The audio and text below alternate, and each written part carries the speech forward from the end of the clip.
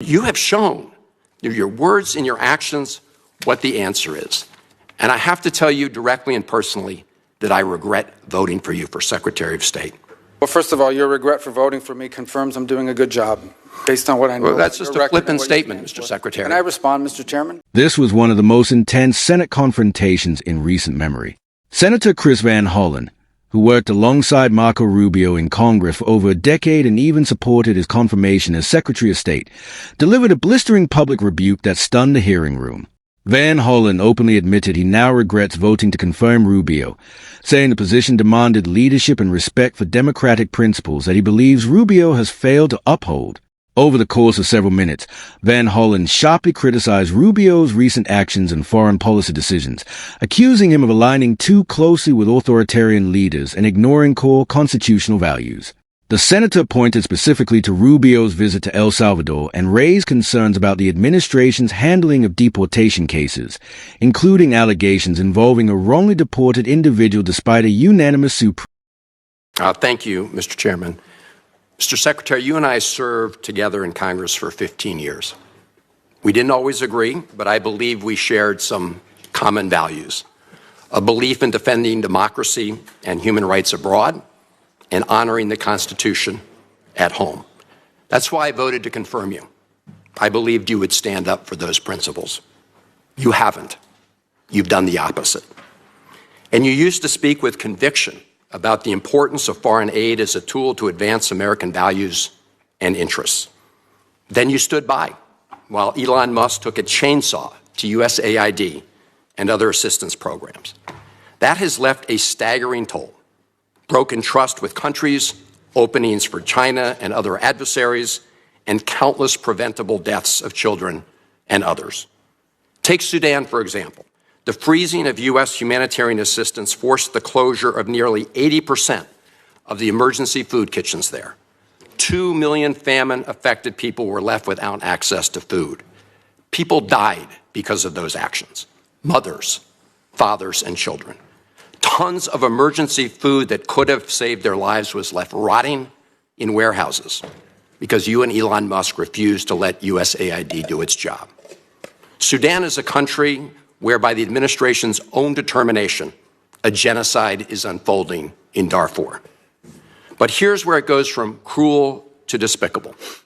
While cutting off food aid to Sudanese families living through an actual genocide, you're fast-tracking white South Africans for refugee status under a manufactured claim that they are the victims of genocide.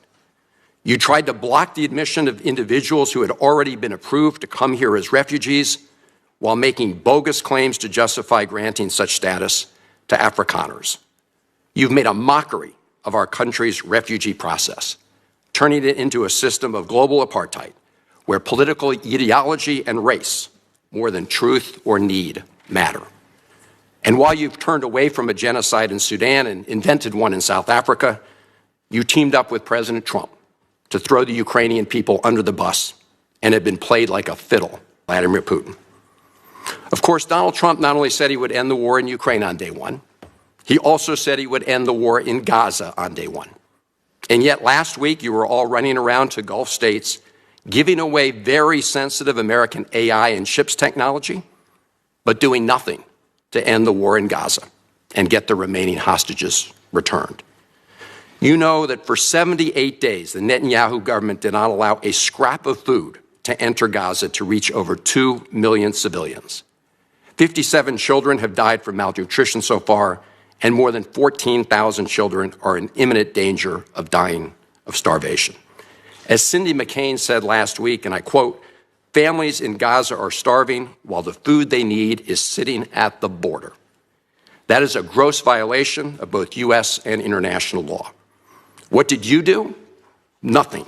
Not once did you publicly call upon the Netanyahu government to end the blockade. Fortunately, other countries spoke out, and now we see a tiny trickle going in. Where have you focused your energy instead, Mr. Secretary? Well, your first trip as Secretary of State was to El Salvador, not to promote democracy, but to cozy up to President Bukele, who calls himself the world's coolest dictator.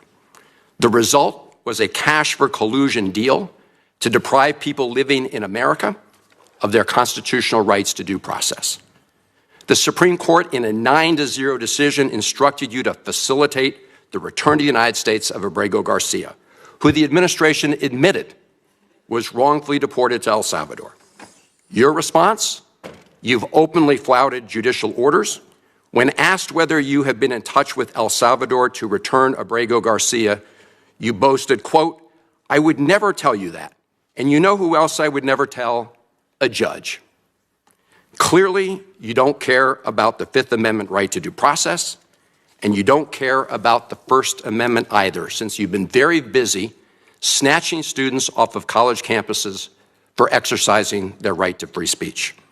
You dredged up a relic from the McCarthy era to claim that student protesters posed a threat to the foreign policy of the United States.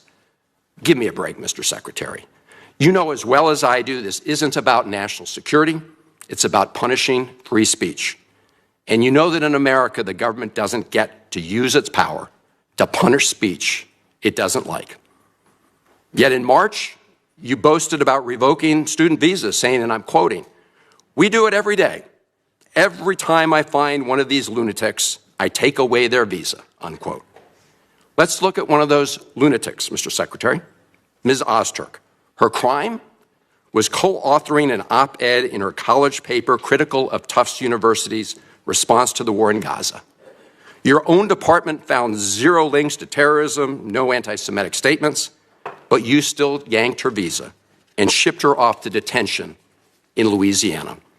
And the list goes on and on.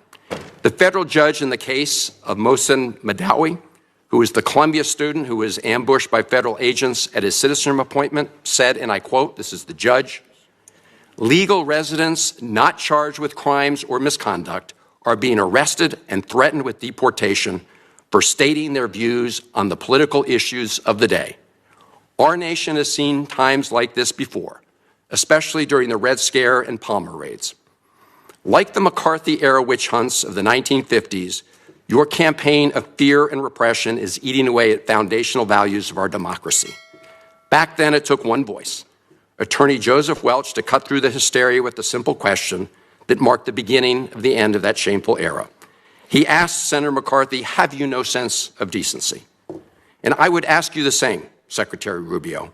But you have shown through your words and your actions what the answer is. And I have to tell you directly and personally that I regret voting for you for Secretary of State. I yield back. May I respond? You may sit. Well, first of all, your regret for voting for me confirms I'm doing a good job, based on what I know. Well, that's just your a record and flippant what you statement, stand Mr. for. Secretary. Can I respond, Mr. Chairman? You may. I didn't ask Senator, question. please let the Secretary have I'd be the floor. happy to, but then I can respond to his.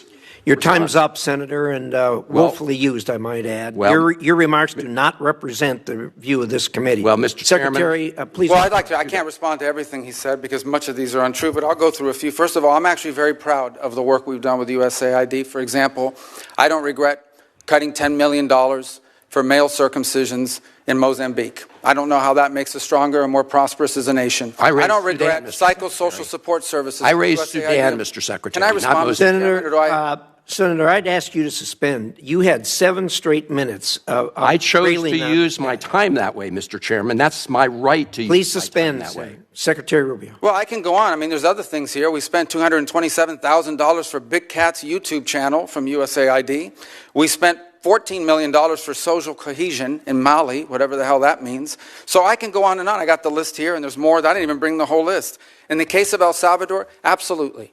Absolutely. We deported gang members, including the one you had a margarita with. And that guy is a human trafficker, and that guy is a gangbanger, and the evidence is going to be clear. In the days to come, Mr. you're Chairman, going to see who you went to look, defend. I'm sorry, Please, Mr. Chairman. Secretary No. Rubio has the floor. Mr. Chairman, he can't make unsubstantiated comments Senator, like that. Secretary Rubio has the floor. You've had Secretary your time. Rubio should take that testimony to the federal court of the Senator, United States because well, he hasn't done it under oath. Here's another point, okay? There is a division in our government between the federal branch and the judicial branch. No judge in the judicial branch cannot tell me or the president how to conduct foreign policy. No judge can tell me how I have to outreach to a foreign partner or what I need to say to them. And if I do reach to that foreign partner and talk to them, I have under no obligation to share that with the judiciary branch. Just like a judge cannot order me to negotiate with a foreign minister of Russia, they cannot order me to negotiate with a foreign minister or the president of El Salvador. And if I did negotiate with them, which we have responded to them, and we've told them, we've had communications with the president of El Salvador, I am under no obligation, under our division of powers in this country, and to share with the judicial branch how I conducted diplomacy of the United States. It would actually be counterproductive. If I started sharing with courts, or frankly, with the media, my conversations with foreign leaders and all of their details, no foreign leader would talk to me again, and we would break trust with them. So I have complied with every court order. What I won't comply with is an order to disclose what I'm saying and what we're talking about with a foreign leader, because then they won't talk to me. Diplomacy doesn't work that way. About the student visas, let me say this. I don't deport anybody, and I don't snatch anybody. The State Department does not have officers in the street snatching everybody. What I do is revoke visas, and it's very simple. A visa is not a right. It is a privilege. People apply for student visas to come into the United States and study.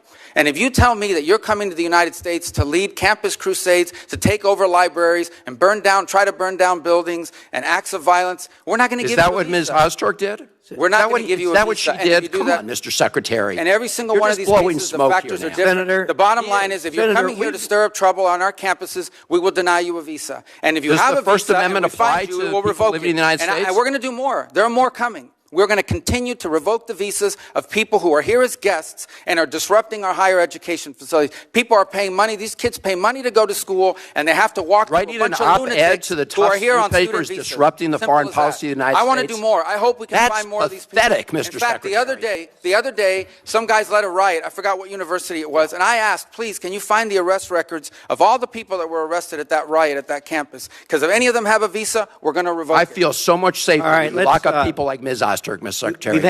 We've had enough time on the subject. Thank you very much.